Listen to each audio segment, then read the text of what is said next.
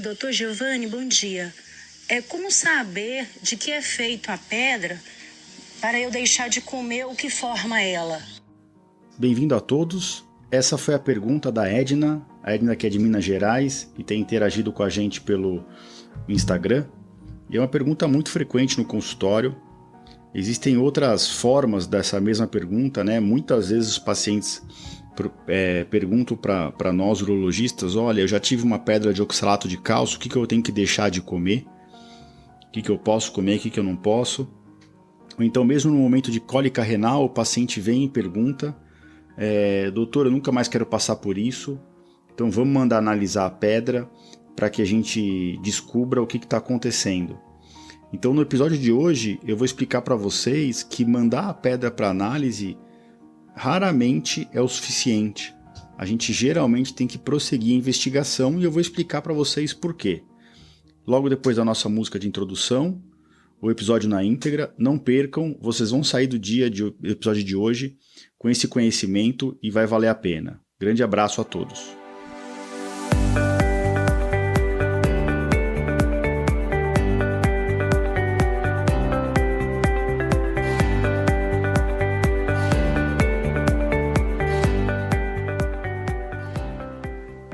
Bem-vindos ao podcast Conversa Aberta com o Urologista. Meu nome é Giovanni Marchini, sou médico urologista formado pela Faculdade de Medicina da USP e serei o anfitrião desse show.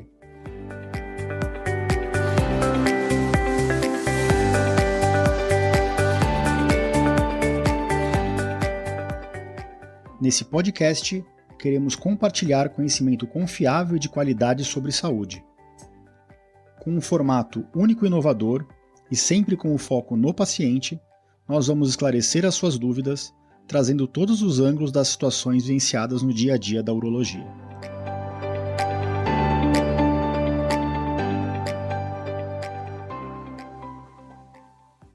Bem-vindos de volta a mais um episódio do nosso podcast, episódio número 22. E é um prazer estar aqui com vocês. Essa semana que passou foi uma semana bem corrida, muitas cirurgias no consultório, muitos pacientes para a gente atender no consultório e nos hospitais.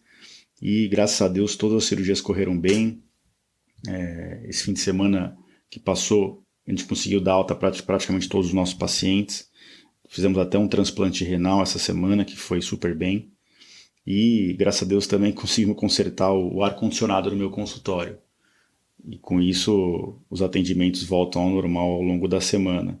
E essa semana também, no final da semana, a gente tem o nosso congresso UroUSP, né, a gente está revivendo esse congresso da urologia da USP, congresso programado com muito carinho para quem é médico, urologista, vale muito a pena, uma programação bem especial, só temas de novidades e realmente vai ser uma semana cheia por conta desse congresso, que será na sexta e no sábado, no Centro de Convenções Rebouças, e será um congresso híbrido com os palestrantes presencialmente e o público virtualmente. Nós já estamos com mais de 1.000 inscritos.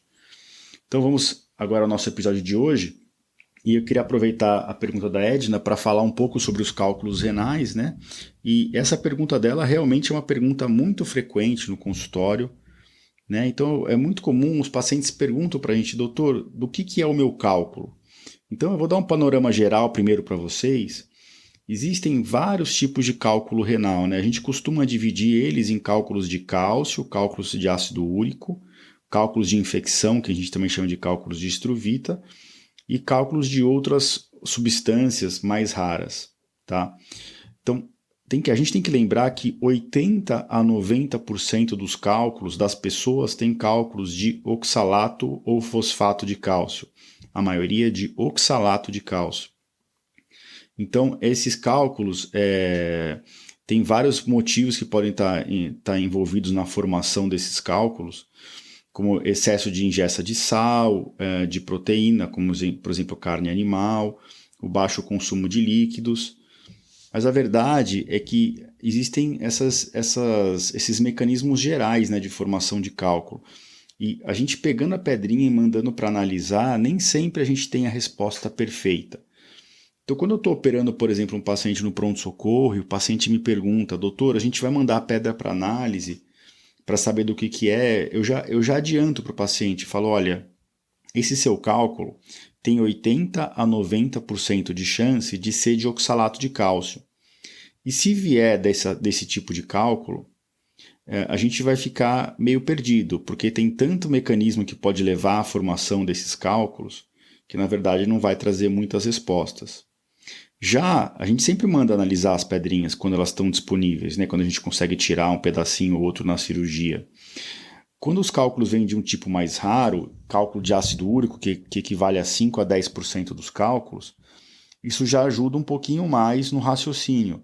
O cálculo de ácido úrico costuma acontecer em quem tem uma dieta muito rica em proteína ou quem está com síndrome metabólica, obesidade, né? Triglicérides altos, lipidemia, diabetes, bem acima do peso. Além disso, a ingesta de bebidas alcoólicas, principalmente cerveja, ou que tem uma alimentação muito focada em proteína, até em excesso. Então, esses são mecanismos possíveis de formação de cálculos de ácido úrico, que são um pouquinho diferentes dos de cálcio, né? Mas mesmo assim, mesmo quando vem de ácido úrico, a gente não tem a resposta exata na mão. Quando o cálculo é de infecção, é de estruvita, né, que a gente chama, isso corresponde a 1 a 2% de todos os cálculos, aí a gente já tem uma noção um pouquinho melhor. Olha, foi um cálculo provavelmente de cálcio que, infelizmente, uma infecção urinária começou a gerar uma agregação de cristais um em cima do outro, e aí forma esse cálculo de fosfato amoníaco magnesiano. É um cálculo de cálcio com essas substâncias. E aí o tratamento também muda bastante, a gente tem que eliminar 100% das pedras, não pode deixar nenhuma areinha, e a gente geralmente hiperidrata o paciente e também deixa um antibiótico profilático mais tempo. Existem ainda cálculos raríssimos, né, como os cálculos de cistina. A cistinúria é uma doença genética que gera esses cálculos de cistina, ou cálculos de outras substâncias, como por exemplo, o exemplo mais famoso é o de indinavir, que é um antirretroviral para quem tem HIV, né? Porque tem a doença da AIDS que trata com indinavir ou outras substâncias da mesma família, que são os inibidores de protease. Então, vou só repassar para vocês aqui. 80 a 90% dos cálculos são de cálcio, a maioria de oxalato e fosfato de cálcio, a grande maioria de oxalato de cálcio. 5 a 10% dos cálculos são de ácido úrico, 1 a 2% de infecção, que a gente chama de estruvita, e 1% de outras substâncias, como cistina, indinavir ou outras medicações. Então, respondendo a pergunta da Edna, como é que a gente vai fazer para mandar essa pedra para análise e descobrir o que ela não pode comer? Olha, não é bem assim, né? Você mandar o cálculo para análise e vem oxalato de cálcio, se eu pedir para ela restringir a ingesta de cálcio ou de oxalato, eu posso estar errando e errando feio, tá bom? Na minha recomendação. Por quê? Porque o cálculo de oxalato de cálcio não quer dizer que o cálcio nem que o oxalato estão alto na urina, né? E muito pelo contrário, às vezes é um outro problema, às vezes é a ingesta hídrica que está baixa. E a pessoa que naturalmente secreta na urina essas substâncias ficam em alta concentração, se juntam e formam os cálculos de oxalato de cálcio. Então, outro exemplo é se de repente eu peço para ela aumentar a hidratação, mas o problema for ela tem uma deficiência de inibidores da formação das pedras, como o do magnésio ou o mais importante de todos, que é o citrato. Então eu posso estar dando um tiro errado, né? Eu posso estar dando uma recomendação errada. E por que existe essa cultura, né? Primeiro porque é um raciocínio óbvio, o cálculo está ali na nossa frente, por que a gente não mandaria ele para análise, né? E segundo, porque existe um contexto histórico, né? A maioria dos urologistas, antigamente, quando nós não tínhamos os outros exames que eu vou comentar aqui para frente, quando a gente não tinha esses exames disponíveis, ou quando o próprio urologista não tinha essa formação na residência médica dele ou na prática clínica dele, ele costumava mandar a pedra para análise e segue a vida, né? Segue o jogo, dava recomendações gerais em cima daquilo, que como eu expliquei aqui, são recomendações que não são ótimas, são recomendações muito vagas nos dias de hoje para uma época que a gente pode dar recomendações mais específicas.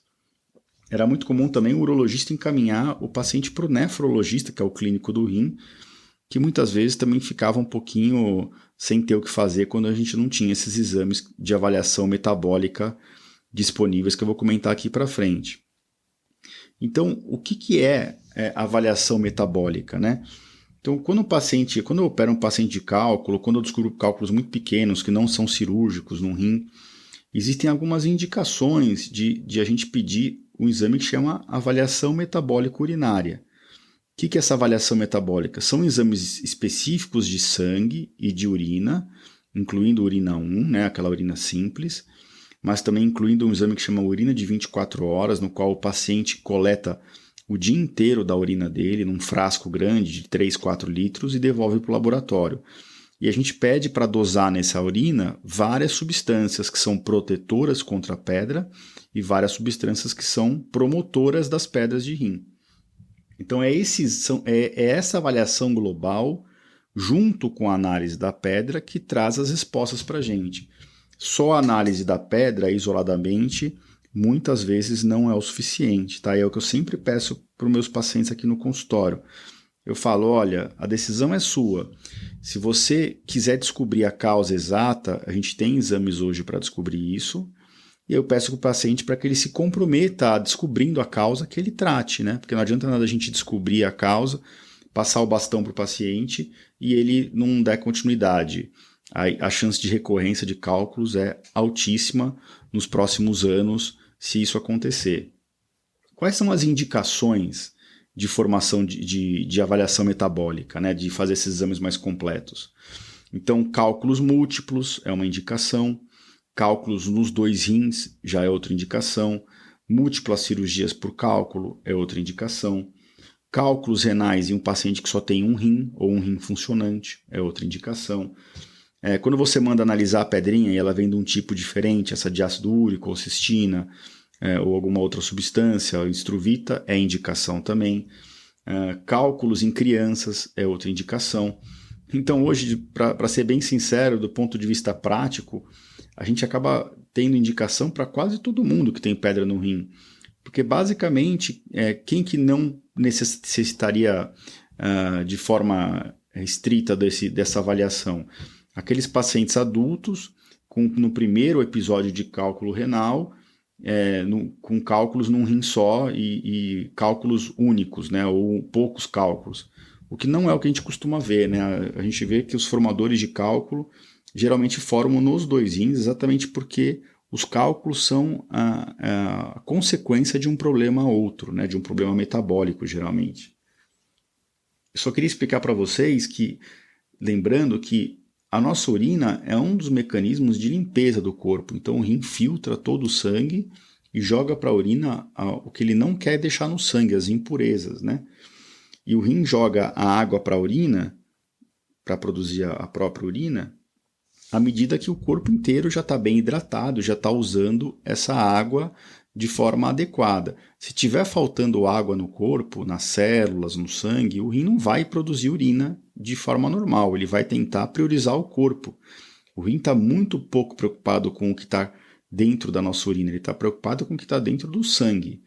Então é isso que a gente tem que entender, as pedras estão dentro da via da urina, elas são a consequência de um problema geralmente metabólico que o rim está tendo que lidar. E ele está priorizando o corpo e não priorizando a urina. Tá certo? E só para ser um pouquinho mais detalhista, né, o que a gente manda dosar nesse exame de sangue e de urina? As principais substâncias focadas no tratamento de cálculo no sangue são o cálcio, né, o cálcio total e o cálcio iônico, e o ácido úrico. A gente costuma pedir também a avaliação do triglicérides, do colesterol total e frações, da glicemia, até para ver síndrome metabólica. Às vezes a gente pede também uma gasometria venosa para ver como é que está o pH do sangue, né? Ver se está tendo algum tipo de acidose, se o rim está tendo algum impacto nisso. E às vezes a gente pede também o PTH, que é o paratormônio.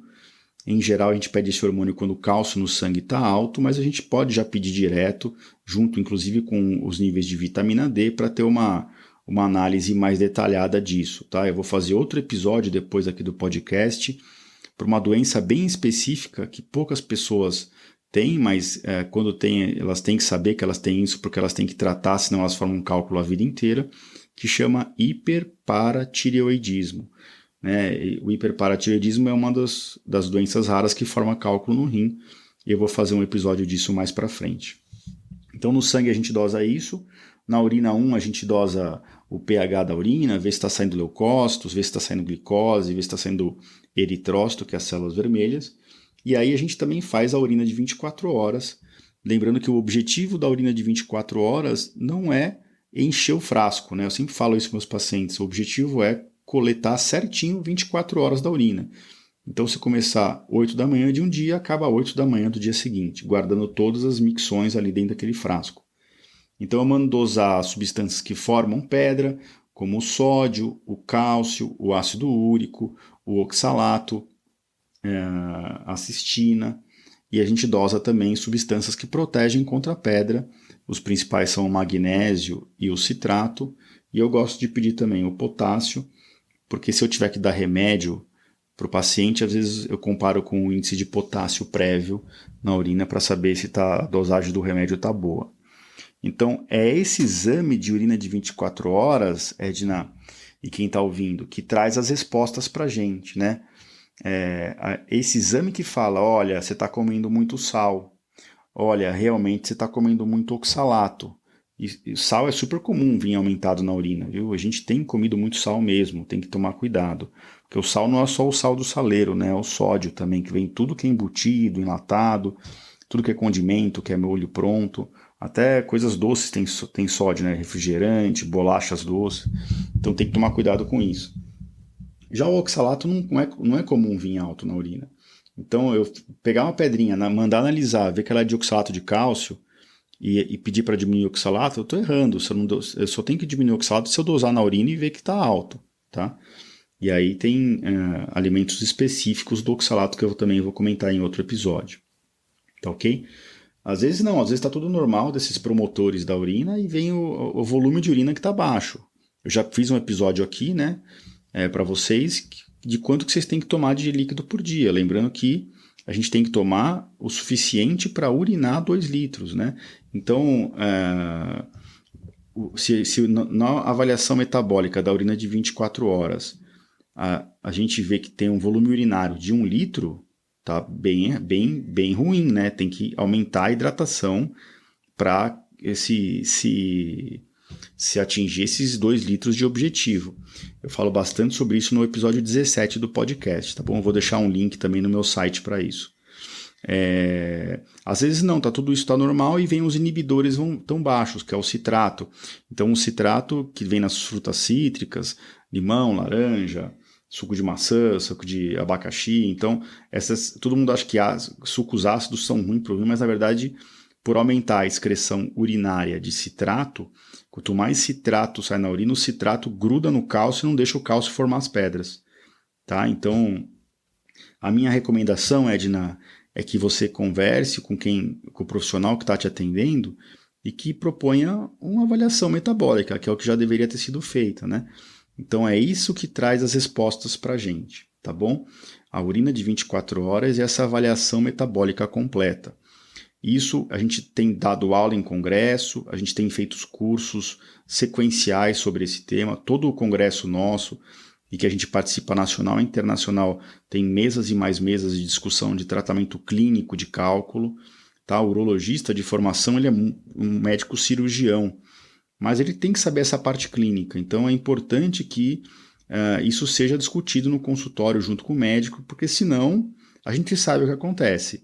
Vai ficar operando pedra a cada 2, 3 anos, né? E acho que ninguém quer ficar passando por isso, ainda mais sabendo da chateação toda que o duplo J dá.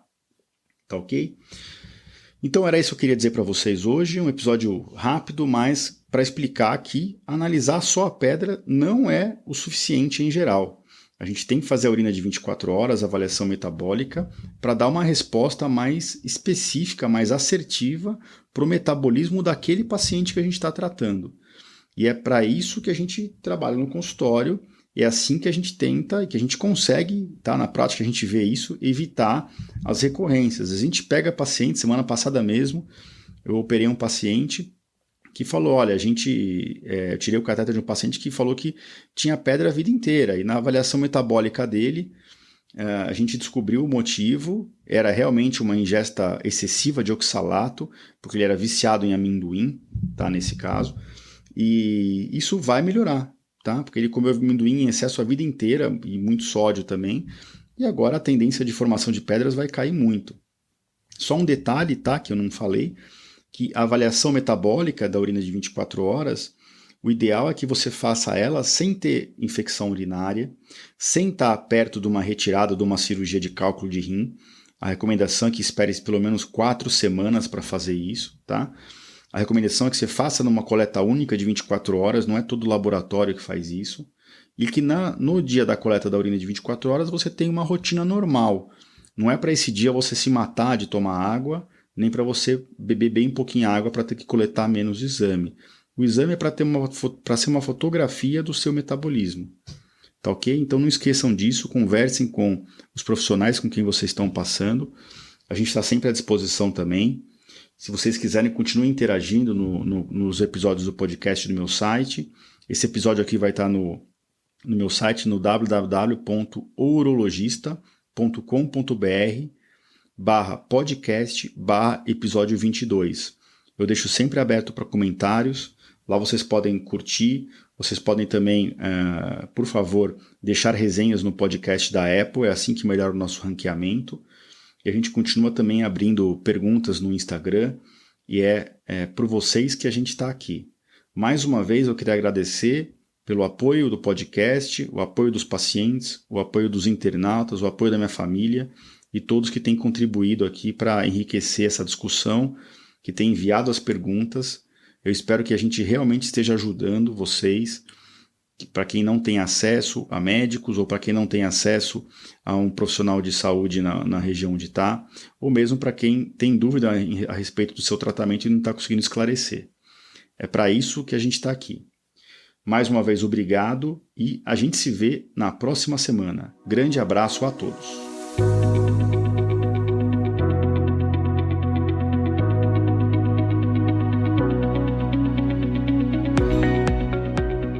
Você ouviu a mais um episódio do podcast Conversa Aberta com o Urologista. Mais uma vez, obrigado e até o próximo.